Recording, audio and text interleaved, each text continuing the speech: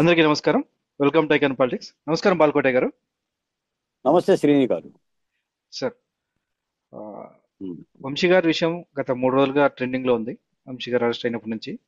కానీ ఇందులో సత్యవర్ధన్ అనే అతను అంటే ఆ, కీలకంగా కేసు పెట్టి ఈ విషయం ఈ కేసులో కీలకంగా ఉన్న పర్సన్ ని తెలుగుదేశం పార్టీ ఎందుకు తన వద్దనే ఉంచుకోలేకపోయింది? అంటే పార్టీ కార్యాలయంలో కానీ వేరే వేరే ఏ పదవులైనా సరే, లేదంటే వేరే ఎక్కడో చోట అకామిడేట్ చేసి ఉండొచ్చు కదా. ఎందుకు అతన్ని ఇంతవరకు పెద్దగా పట్టించుకోలేదు?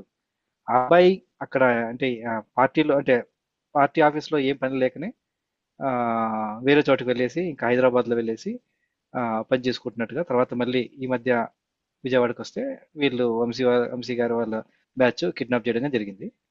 ఎందుకు అట్టి పెట్టుకోలేకపోయారు? అలాగే ఒక దళితుడిని కాబట్టి కిడ్నాప్ చేసి అంటే బెదిరించి కేసు చేసుకుంటే సరిపోతుందని చెప్పేసి భావించారా? అదే ఒక అగ్రవర్ణాల వారు అయితే ఈ విధంగా కిడ్నాప్ చేసి బెదిరించి చేసే ధైర్యం ఉండేదా వంశీ గారికి? దీని మీద మీ విశ్లేషణ చెప్పండి సార్. శ్రీని గారు నమస్తే. నమస్కారం సార్. ఇప్పుడు చాలా ముఖ్యమైన అంశాలనే మీరైనా నేనైనా ప్రభుత్వమైనా గుర్తించుకోవాలండి. మనం లేదా నాలాంటి వాళ్ళు కాకిలాగా కావు కావు కావు అని అరుస్తున్నా వినిపించాల్సిన చెవులకు వినిపించట్లేదండి. శ్రీని గారు మీకు ఒక మాట చెప్తాను. ఇప్పుడు మీరు దేశాంతరాల్లో ఉన్నారు, ఖండాంతరాల్లో ఉన్నారు. ఉమ్, ఆంధ్రప్రదేశ్లో లేరు, భారతదేశంలోనే లేరు. ఉమ్. ఆంధ్ర రాష్ట్రం గురించి ఇంత బాధ్యత ఎందుకు పడుతున్నారు మీరు? మా రాష్ట్రం బాగుపడాలి, అభివృద్ధి పథంలో వెళ్ళాలి.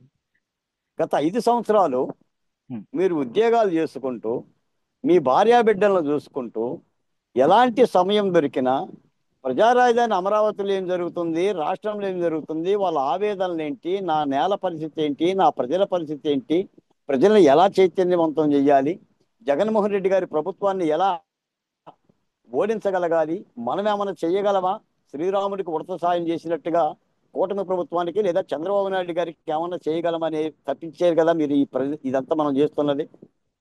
మరి ఈ తపన కూటమి ప్రభుత్వానికి వినబడుతుందండి? నాకు తెలియక అడుగుతున్నాను. ఉమ్. చంద్రబాబు నాయుడు గారి చెవుకో లోకేష్ గారి చెవుకో చేరుతుందండి మీ ఆవేదన, మీ యొక్క మీ పాత్ర కూటమి ప్రభుత్వంలో మీలాంటి వాళ్ళ విజయం కూడా?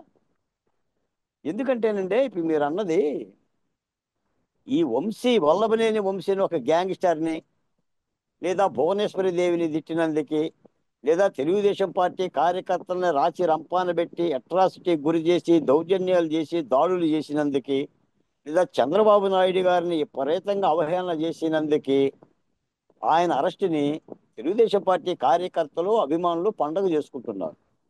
నేనేం కాదనను, పండుగ చేసుకోవచ్చు. కానీ ఈయన అరెస్ట్ చేసిన కేసు ఒక దళితుడైన సత్యవర్ధన్ని కిడ్నాప్ చేసి అతగాడి వృషణాల మీద కొట్టి 20 లక్షల రూపాయలకి లోబరుచుకొని 20,000 రూపాయలు అడ్వాన్స్ ఇచ్చి 20,000 అడ్వాన్స్ ఇచ్చి అతగాడిని కారులో వెంటబెట్టుకొని ఎవరూ లేని సమయంలో కోర్టుకు తీసుకెళ్ళి కోర్టులో నాకేమీ తెలియదు, ఈ కేసులో నేను సాక్షిని కాదు, తెలుగుదేశం వాళ్ళు పెట్టమంటే పెట్టాను అని చెప్పి అఫిడవిట్ దాఖలు చేస్తే ఆ కేసులో అరెస్ట్ చేశారు. నేను అడుగుతున్నాను శ్రీని గారు, వీడు దళితుడు కాబట్టి సత్యవర్ధని కిడ్నాప్ చేసింది కానీ వల్లభనేని వంశీ మరో సామాజిక వర్గం అయితే కిడ్నాప్ చేసేవాడండి, వృషణాల మీద కొట్టేవాడండి. ఈ సందర్భంగా మీకు మాట చెప్తా. ఈ వల్లభనేని వంశీ అరెస్ట్ తర్వాతే నేను రోజు ఏదో ఒక ఛానల్లో ఉంటుంటాను, మీకు తెలుసు, ప్రధానమైన మీడియా ఛానల్లో.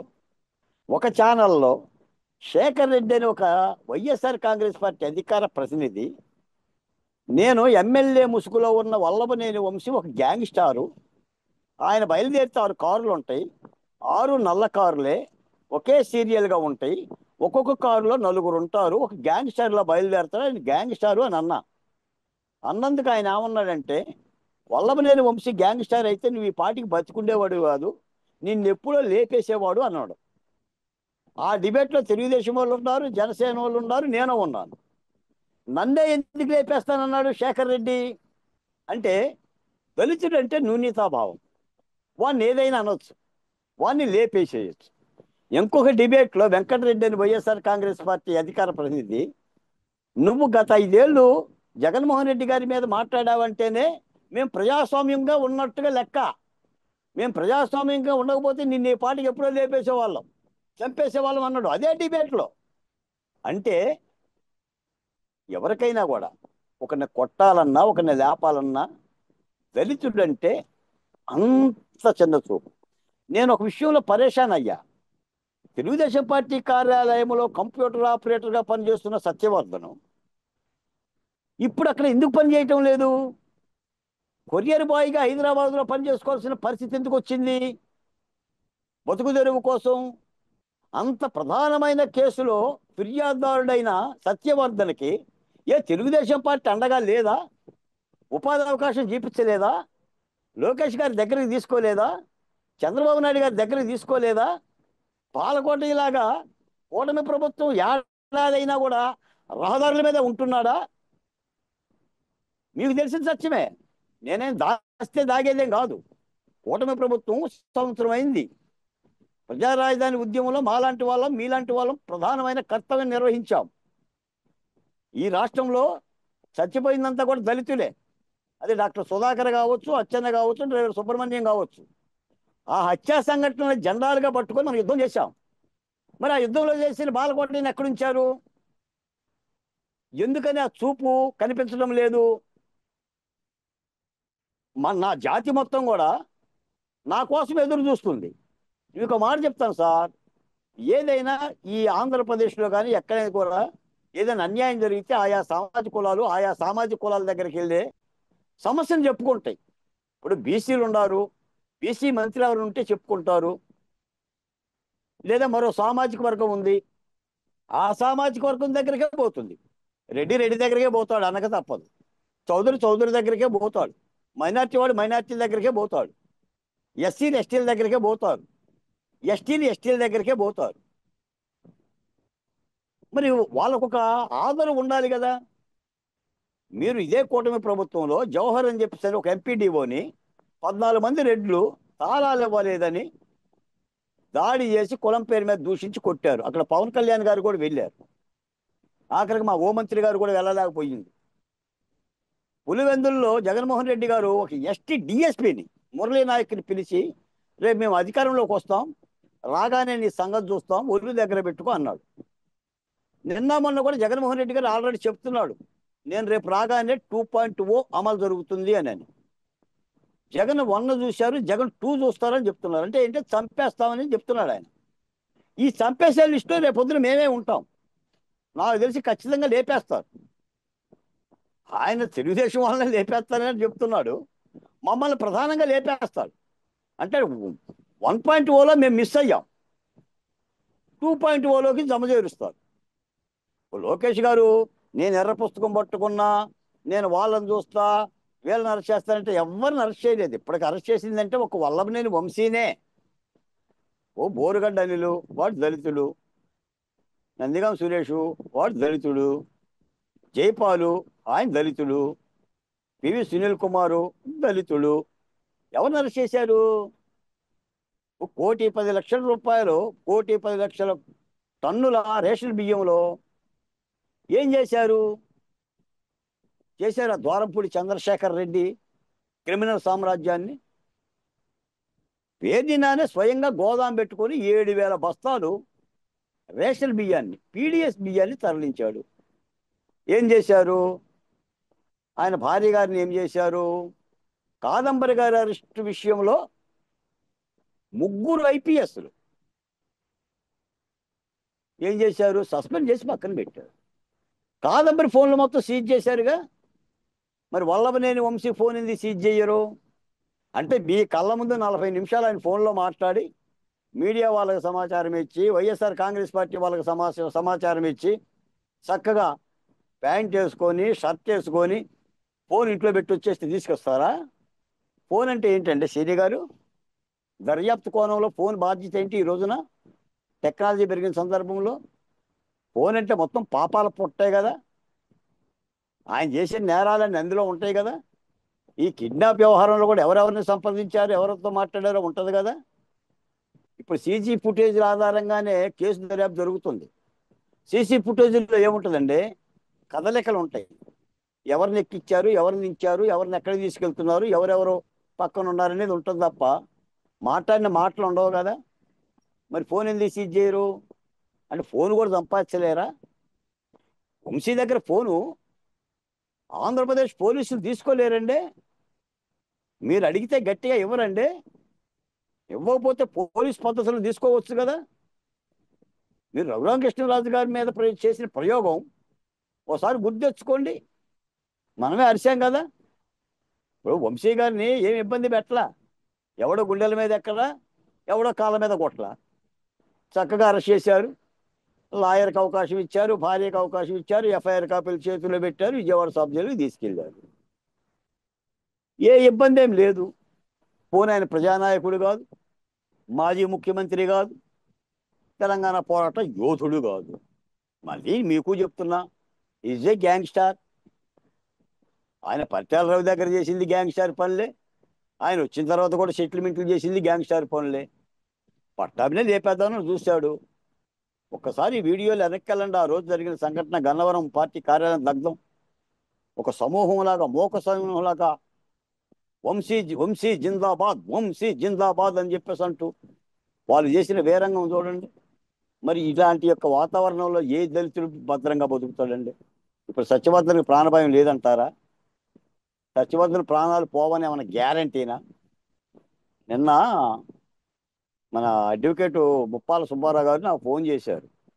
డ్రైవర్ సుబ్రహ్మణ్యం కేసులో గత ప్రభుత్వం 3 నెలలు పెన్షన్ ఇచ్చి, లేదా కేసుకు సంబంధించిన ఎస్సీ ఎస్టీ అట్రాసిటీ యాక్ట్కి సంబంధించి ఏదో ఇచ్చి వాళ్ళు ప్రభుత్వం మాట వినలేదని అవన్నీ ఆపేస్తే, స్వయంగా ఆయనే చంద్రబాబు నాయుడు గారిని కలిసి, పాపం వాళ్ళకి ఎరియర్స్ కూడా రాలేదండి, ఆ పెన్షన్ ఆగిపోయింది, ఛార్జ్ షీట్ చేసినా కూడా డబ్బులు రాలేదంటే చంద్రబాబు నాయుడు గారు ఆ డబ్బులు విడుదల చేసిండంట. ఆ మాట చెప్పిండు. ఆ కేసులో నిజంగా సుబ్బారావు గారికి ధన్యవాదాలు చెప్పాలి. ఆ కేసుని మొదటి నుంచి ఆయనే పని కట్టుకొని డీల్ చేస్తున్నారు. కానీ నేను అడిగేది అంటే, ఎంతమంది ముఖ్యమంత్రుల దగ్గర పోగలరండి? ఎంతమంది ముఖ్యమంత్రి దగ్గరికి వెళ్ళిపోయి కష్టాలు చెప్పుకుంటే వస్తాయండి? మాకు ఎస్సీ ఎస్టీ అట్రాసిటీ యాక్ట్ లేదా? ఆ యాక్ట్ ప్రకారంగా డబ్బులు ఇవ్వాలన్న జ్ఞానం లేదా? బాధ్యత లేదా? ఏమైందండి ఇప్పుడు ఆ ఎస్సీ ఎస్టీ కమిషన్ చైర్మన్ పోస్టులు? ఎస్సీ కమిషన్ కానీ, ఎస్టీ కమిషన్ కానీ, మహిళా కమిషన్ కానీ ఇవేంటండి? రాజ్యాంగబద్ధమైన పోస్టులే కదా. హత్యల మీద, అత్యాచారాల మీద జరగాల్సిన ఒక భద్రతే కదా. మా పూర్వీకులు సాధించారండి అవి, పోరాటాలు చేసి. ఇవి కూడా ముడ్డు కింద చేసుకుంటేటండి అడుగుతున్నాను నేను. అసలు నియామక పోస్టులు ఇవ్వండి. మీకు వైఎస్ఆర్ కాంగ్రెస్ పార్టీ జగన్మోహన్ రెడ్డి గారు ఎందుకు ఓడిపోయిండు? నేను మళ్ళీ చెప్తున్నాను శ్రేణి గారు, ఈ హత్యల కారణంగానే జగన్మోహన్ రెడ్డి గారికి 11 వచ్చినాయి. మానాలు పోతే 11 వచ్చినాయి, ప్రాణాలు పోతే 11 వచ్చినాయి. విచ్చలవిడిగా అరెస్టులు చేస్తే, రంగనాయకమ్మను అరెస్ట్ చేస్తే, ఎవరో మహిళల్ని నైటీ మీద అరెస్ట్ చేస్తే, లేదా ఒక అంగన్వాడీ కార్యకర్తని ట్రాక్టర్తో గుద్ది చంపితే, ఆయన ఉన్న తాడేపల్లికి పర్లాంగు దూరంలో వధువుని కట్టేసి వరుడి మీద అత్యాచారం చేస్తే, ఆయన్ని పట్టుకోకపోతే, ఈ అరాచకాలన్నీ చూసి చూసి ప్రజల్లో ఒక విధమైన కోపోద్రిక్తం వచ్చింది. నేను చాలాసార్లు చెప్తాను సార్, అన్నం లేకపోతే 4 రోజులు బతకొచ్చండి, మంచినీళ్ళు లేకపోయినా కూడా 3 రోజులు బతకొచ్చు. కానీ స్వేచ్ఛ లేకపోతే ఎట్లా బతుకుతాం? జగన్మోహన్ రెడ్డి గారు సమీక్షించుకోలేకపోయిండు. నేను పిడికడ ఆత్మగౌరవం కోసం అని వాల్ పోస్టర్లు వేసుకొని, కరపత్రాలు వేసుకొని రాష్ట్రమంతా తిరిగాం. ఇప్పుడు కూటమి ప్రభుత్వం అధికారంలో ఉన్న తర్వాత కూడా నిన్ను లేపేస్తాం బాలకోటయ్య అని అంటున్నాడంటే వైఎస్ఆర్ కాంగ్రెస్ పార్టీ అధికార ప్రతినిధులు, ఇప్పుడు నేనేం చేయాలి సార్? అంటే నాడు లేపేస్తామనని, నేడు లేపేస్తామనంటే చిరునవ్వులు చిందించేనా, స్వాగతించేనా? నాకు భార్యాబిడ్డలు ఉన్నారుగా. ఇప్పుడు నేనంటే తెగించానండి, ఇవాళ పోతే రేపటికి 2 అని. కానీ భార్యాబిడ్డలు తెగించలేరు కదా సార్. ఇంత దురుసు మాట మాలాంటి వాళ్ళ మీద ఎందుకు వస్తుంది? ఇంత దురుసు మాట వస్తుందంటే ప్రభుత్వం ఏమన్నా అంటుందా? ఎస్, బాలకోటయ్య గారు మీరు ధైర్యంగా ఉండండి, మీకు అండగా ఉంటాం. సత్యవర్ధను నువ్వు ధైర్యంగా ఉండు, నీకు అండగా ఉంటాం. ఏమండి ఇంత వల్లభనేని వంశీని అరెస్ట్ చేశాం, వాళ్ళు అరెస్ట్ చేశాం, పండగ చేసుకుందాం, పబ్బం చేసుకుందాం అంటున్నారు తప్ప సత్యవర్ధన్ దగ్గరికి వెళ్ళిపోయి ఎవడన్నా అధికార ప్రతినిధి కానీ మంత్రి కానీ హోంమంత్రి కానీ ఏమయ్యా సత్యవర్ధను నువ్వు ధైర్యంగా ఉండు, మీకు అండగా ఉన్నామని చెప్పిన సంఘటన ఉందండి. స్టిల్ సీని గారు, నేను విమర్శ కోసం మాట్లాడుతున్నాను, బాధ్యతాయుతమైన పరిపాలన గురించి మాట్లాడుతున్నాను. మళ్ళీ దీనికి అభివృద్ధిని అడ్డం పెట్టకూడదు. అభివృద్ధి వేరు, ప్రజా పరిపాలన వేరు. పరిపాలన అంటే ఆ రాష్ట్రంలో ఉన్న అన్ని సామాజిక వర్గాలు సంతోషంగా ఉంటామని అర్థం. నేను ఆ మాట అడుగుతా సీని గారు, కూటమి ప్రభుత్వం చంద్రబాబు నాయుడు గారు ముఖ్యమంత్రిగా ఉంటే సత్యవర్ధన్ని కిడ్నాప్ చేయాలని ఆ గడ్స్ ఎట్ వచ్చినాయండి. అంటే సత్యవర్ధన్ని కిడ్నాప్ చేసి కేసుని గనక నాకు సంబంధం లేదని అఫిడవిట్ దాఖలు చేస్తే అసలు కేసే ఉండదు. మీకు ఇంకో మాట కూడా చెప్తున్నాను. ఇప్పుడు దస్తగిరి మాట్లాడుతున్నాడు. దస్తగిరిని జైల్లోకి వెళ్ళి సత్యారెడ్డి 20 కోట్లు ఇస్తా లేకపోతే చంపేస్తానని చెప్పి బెదిరించాడు. అది సాక్ష్యాధారాలతో వచ్చింది. దానికి పోలీసు అధికారులు సహకరించారు. చర్యలు ఉండయండి. అంటే వాడు దస్తగిరి కాబట్టే, అండి అమరావతి మహిళల్ని బూటకాలతో ఎంతమంది పోలీసులు తన్నారు? తెలుగులో చెప్తున్నా, లంజా ఎవడేమన్నాడు మన భూముల్ని అన్న పోలీసుల ఆఫీసర్ ఎవరో ఏమయ్యాడండి? ఎస్సీల మీద ఎస్ట్రాసిటీ కేసు పెట్టినోడు ఏమయ్యాడండి? పోయి వీళ్ళే అంటున్నారు కూటమి ప్రభుత్వం వచ్చినా కూడా ప్రభుత్వంలో ఇంకా జగన్మోహన్ రెడ్డి గారి పోలీసులు ఉన్నారు, ఆయన అధికారులు ఉన్నారు, ఆయన ఆఫీసర్లు ఉన్నారు అని. మరి ఈ ఫోన్ ఎంత కొన్నారండి? వల్లభనేని వంశీ ఫోన్ని ఎంత డబ్బులు తీసుకున్నారు? వల్లభనేని వంశీ దగ్గర ఫోన్ మిస్సింగ్ చేయటానికి ఫోన్ తేలేరా? ఫోన్ పట్టుకోలేరా సీని గారు? ఇప్పుడు నీ ఫోన్ అయితే పట్టుకుంటారు, నా ఫోన్ అయితే పట్టుకుంటారా? ఏంటి మీ కసి? సాదాసేదా ఆయింట్మెంట్ రాయటమే కదా. కార్యకర్తలందరూ ఆవేశపడుతున్నారు, ప్రజల్లో పలసబడుతున్నారు. వల్లభనేని వంశీ లాంటి వాడిని కూడా అరెస్ట్ చేయకపోతే అసలు పార్టీలో వాళ్ళనే తిడుతున్నారు. తెలుగుదేశం కార్యకర్తలు తిడుతున్నారు, ముఖ్యమంత్రిని తిడుతున్నారు, లోకేష్ గారిని తిడుతున్నారు. కొడాలి నాని ఏం చేశారు, వల్లభనేని వంశీని ఏం చేశారు, పీకారు అని అంటున్నారు వాళ్ళు. కాబట్టి దాని నుంచి సేద తీరాలి. ఇప్పుడు సత్యవర్ధన్ సంఘటన జరిగితే దానిలో అరెస్ట్ చేశారు. అది కూడా ఏంటంటే ఆయనకి సమయం లేదు, లేకపోతే హైకోర్టుకి వెళ్ళిపోయి పిటిషన్ తెచ్చుకునేవాడు. పోలీసు వాళ్ళు డోర్ తీయగానే ఆయన అన్నమాట అదే, నాకు హైకోర్టు నుంచి సుప్రీంకోర్టు నుంచి ముందస్తు బెయిల్ ఉంది, నన్ను ఎట్ట అరెస్ట్ చేస్తారు అని అడిగిండు పోలీస్ ఆఫీసర్. అయ్యా ఆ కేసులో కాదయ్యా, ఇది సత్యవర్ధన కేసు అయ్యి అంటే వాడు అవాక్ అయ్యాడు. ఏం చేస్తున్నారు? అందుకని నేను చెప్తున్నాను సార్, ఆంధ్రప్రదేశ్లో 36 ఎస్సీ ఎస్టీ నియోజకవర్గాలు ఉంటే కూటమి పార్టీకి 33 వచ్చినాయండి. 3 వైఎస్ఆర్ కాంగ్రెస్ పార్టీ. అంటే ఎస్సీ ఎస్టీ నియోజకవర్గాలు మొత్తం కూడా చంద్రబాబు నాయుడు గారిని నెత్తిని పెట్టుకుని గెలిపించినాయి కదండి. గెలిపించాం కదా సార్, మేము గెలిపించుకోవాలని లేము కదా సార్. అంతకుముందు జగన్మోహన్ రెడ్డి గారికి 34 వచ్చినాయండి, కూటమి పార్టీకి 2 వచ్చినాయండి. అందులో రాపాక వరప్రసాద్ జనసేన ఒకటండి. ఎందుకు తిరగబడ్డది బొమ్మ? మీలాంటి వాళ్ళు నాలాంటి వాళ్ళు పోరాటాలు చేస్తేనే కదా సార్. అందుకే సార్ సీని గారు చాలాసార్లు చెప్పారు, మీరు ఎన్నెన్న వంటకాలు వండుకోండి గుమ్మగుమ్మలతో, కొత్తిమీర వేయండి, అల్లం వేయండి, కారం వేయండి, నూనె పోయండి, ఏదైనా చేయండి, కానీ ఉప్పు లేనిదే ఆ కూర ఉపయోగం ఉండదండి.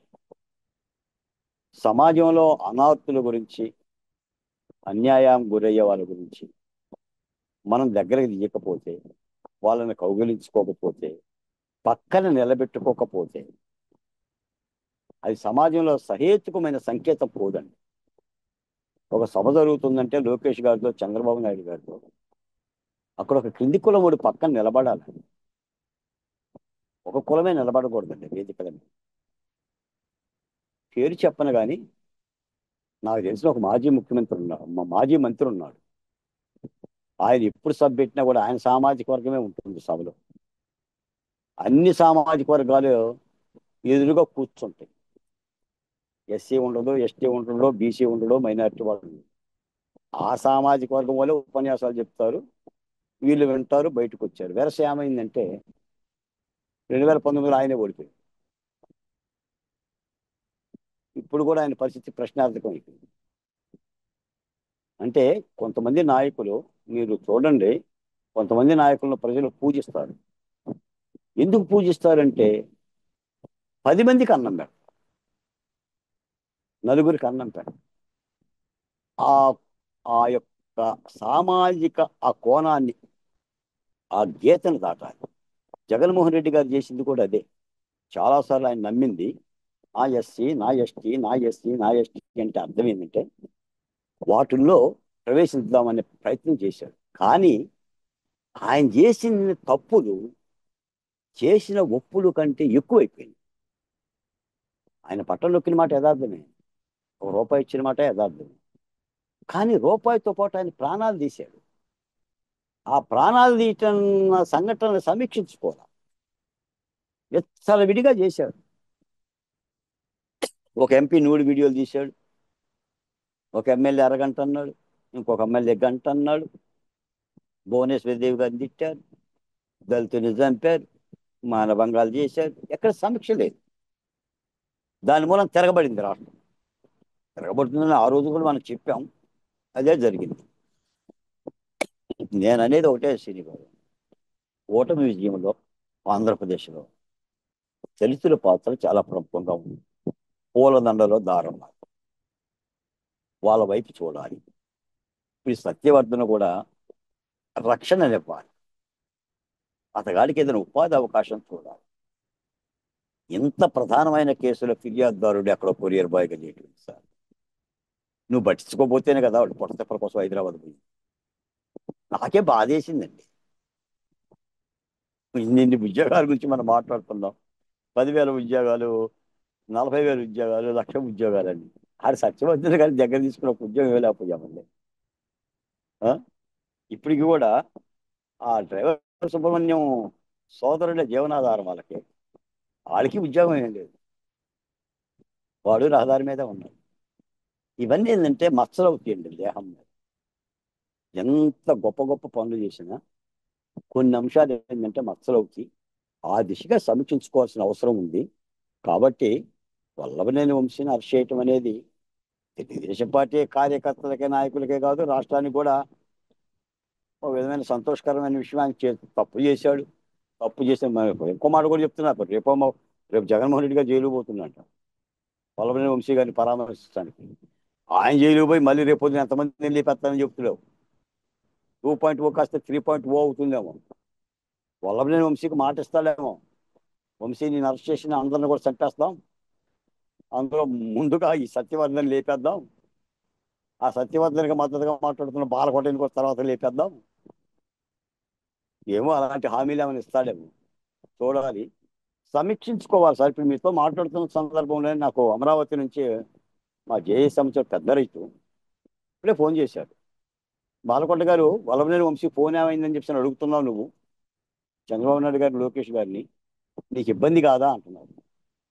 అంటే ఫోన్ ఏమైంది లోకేష్ గారు, ఫోన్ పట్టుకున్నారా లోకేష్ గారిని అడిగినా కూడా నాకు ఇబ్బంది వస్తుందంట. అంటే లోకేష్ గారి మీద తెలుగుదేశం పార్టీ జేఏసీ నాయకుడు ఉన్న అభిప్రాయం ఏంటో దీన్ని బట్టి అర్థమవుతుంది. ఇది ప్రశంసించాలా, ఎలా తీసుకోవాలి? మరి ఫోన్ ఏమైందని చెప్పాను లోకేష్ గారిని అడగకపోతే ఫోన్ దాచేసుకోండి అని చెప్పాను చెప్తారా ఏంటి? అసలు ఫోన్ అంటే ఏంటి సార్? మొత్తం వస్తుంది. ఒక్క సత్యవర్ధన్ కేసే కాదు, మొత్తం గత 5 ఏళ్ళు కానీ అంతకుముందు కానీ వల్లభనేని వంశీ చేసిన ఆర్థిక నేరాలు కానీ, ఆర్థిక సంభాషణలు కానీ, అసలు ఎంతమందిని చంపిండు, ఎంతమందిని చేసిండు, అందులో ఏం బొమ్మలు ఉన్నాయి, అందులో ఏం నూడి ఏడులు ఉన్నాయి, అంత వస్తుంది కదా చిట్ట. 10 నిమిషాలు పని అండి. పోలీసులు కనుక నిజాయితీగా తీసుకుంటే, నా పొట్టోడు కనుక దగ్గర ఉంటే ఆ బాధ్యతల్లో 10 నిమిషాల ఫోన్ సంపాదిస్తా. Only 10 minutes. పోలీసు చట్టం తెలుసుకుంటే కాని పని ఏంటి సార్? నాగలోకంలో ఉన్నా కూడా రాగలుగుతాం కదా. పోలీసు అంటే అది కదా. చట్టానికి తెలియదే ఉంది ఈ రోజున. గూగుల్ టేకులు టెక్నాలజీ వచ్చిన తర్వాత నేరగాడు నేరం చేయలేదని ఏం చెప్తాడు? ఏమన్నా పాతకాలపు రోజులా? నువ్వు బంగారం దొబ్బేసేసి ఎక్కడ అమ్మేసేస్తే ఎత్తుకోవటానికి 10 నిమిషాల్లో టేక్అవుట్. అంటే ఆ నిజాయితీతనంతో దర్యాప్తు జరగాలి. ఆయన ఏదో ప్లస్ చేసుకుంటున్నారు, ఆయనకి ఏదో నేల మీద పడుకోబెడుతున్నారు, వెస్ట్రన్ బాత్రూమ్ ఇవ్వలేదని. ఏ వెస్ట్రన్ బాత్రూమ్లు ఇస్తారు? ఆయన హ్యాపీగానే ఉన్నాడు. ఆయన ముసలుడేం కాదు, ఆయనకంటే 73 సంవత్సరాలు ఏం లేవు. అయినా ఆయన అన్నాడు, సార్ నా మీద కేసు పెట్టినాడు ఎవడరా, వాడు సంగతి చూస్తాను పోలీసులతోనే అన్నాడు. ఈ 4 రోజులు గడుస్తుందండి, వారం గడుస్తుంది, నెల గడుస్తుంది, నెల తర్వాత సత్యవతిని భయపడ్డండి చంపేస్తారనని. వాడు ఏ రాష్ట్రం పోయి బతకాలి? వాడిని పరామర్శించినాడు ఎవడండి నేను అడుగుతున్నా? వాడు ఎవడు పరామర్శించారు? వాడి కోటి ధైర్యం చెప్పాడు, వాడు కోటి ఉపాధి చెప్పించాడు. ఇవన్నీ అంశాలు అవుతాయి. అంటే సీని గారు ఎందుకు చెప్తున్నారంటే ఇంత సీరియస్గా, మా కులాల తరపున దళితుల తరపున మాట్లాడే వాళ్ళు లేరండి. ఏదన్నా మాట్లాడిన కొద్ది మందిని కూడా చంపేశారు. గతంలో కొద్దిగా ఐఏఎస్ ఐపీఎస్ పాత తరహా నాయకులు ఉండేవాళ్ళు, ఇప్పుడు వాళ్ళందరూ కనుమరుగైపోయారు. చాలా మంది విగతజీవులు అయిపోయారు, అమరులు అయిపోయారు. ఇప్పుడు మాట్లాడే వాళ్ళు ఎవరు లేరండి. ఏదన్నా ఉంటా కదా ఆ పార్టీలో ఉన్నారు. వైఎస్ఆర్ కాంగ్రెస్ పార్టీలో కొంతమంది ఉన్నారు, తెలుగుదేశంలో కొంతమంది ఉన్నారు. జనసేన నాకు తెలిసి దళితులే కనిపించరు అనుకోండి. ఇంకెవరు మాట్లాడాలి మరి? ఓ మీరు అడుగుతున్నారు కాబట్టి, మీకు ఒక ఛానల్ ఉంది కాబట్టి. నాకన్నా ఒక ఛానల్ లేదు. ఒక పౌరుడిగా, సమాజం పట్ల బాధ్యత కలిగిన వ్యక్తిగా, సీనియర్ గారుగా మీరు ఖండాంతరాల్లో ఉండి అడుగుతున్నారు కాబట్టి చెప్పగలుగుతున్నాను నేను. చెప్పే ఒక్క నాలాంటి కూడా లేపేస్తామనంటే నా గొంతు కూడా మోగబోయింది అనుకోండి, ఇది ఏముంటుంది సమాజంలో, సొసైటీలో రక్షణ? అందుకని ఈ అంశాలన్నింటినీ కూడా పరిగణలోకి తీసుకొని ప్రభుత్వం పరిపాలన చేస్తే భద్రత ఉంటుంది. లేకపోతే పారిశ్రామికవేత్తల దగ్గరికి ఎట్టయితే భయపడతారో, ఆంధ్రప్రదేశ్లో అందరూ భయపడుతున్నారు. ఒక్క మాట చెప్తున్నాను పూర్తిగా, స్టిల్ ఇప్పటికీ కూడా ఆంధ్రప్రదేశ్లో దళితులు అభద్రతా భావంతోనే ఉన్నారు తప్ప భద్రతా భావంలో లేరండి. నేను కూటమి మేనిఫెస్టోలో పెట్టిన త్రిదళ పత్రం అనే మేనిఫెస్టో నేను ఇచ్చా. అందులో ప్రధానమైన అంశం 1 సంక్షేమం, 2 అభివృద్ధి, 3 భద్రత. భద్రత ప్రధానంగా ఇచ్చాను. మాకు ఆ భద్రత కలుగు చేయండి. మా మీద చర్యలు తీసుకునే వాళ్ళ మీద చట్ట ప్రకారంగా చర్యలు తీసుకోండి. భవిష్యత్తులో అలాంటి ఘాతుకాలు జరగకోకుండా మా ఎస్సీ ఎస్టీ కమిషన్లను పటిష్టం చేయండి. ఆ పోస్టులను నియమించండి. అవి రాజ్యాంగబద్ధమైన పోస్టులు, అవి మీరు చేసేవి కావు, ఆ కులాలు చేసేవే. నిర్లిప్తత ఉండకూడదు అనే చెప్తున్నాను. మరి వీటన్నిటి కూడా ప్రభుత్వం సావధానంగా తీసుకుంటుందని అనుకుంటున్నాను శ్రీని గారు. చూద్దాం సార్. సుదీర్ఘంగా మీరు మీ ఆవేదన వినిపించారు.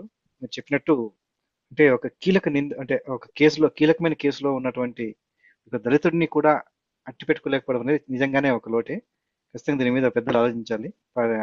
టీడీపీ పార్టీ వాళ్ళు పెద్దలు ఆలోచించాలి.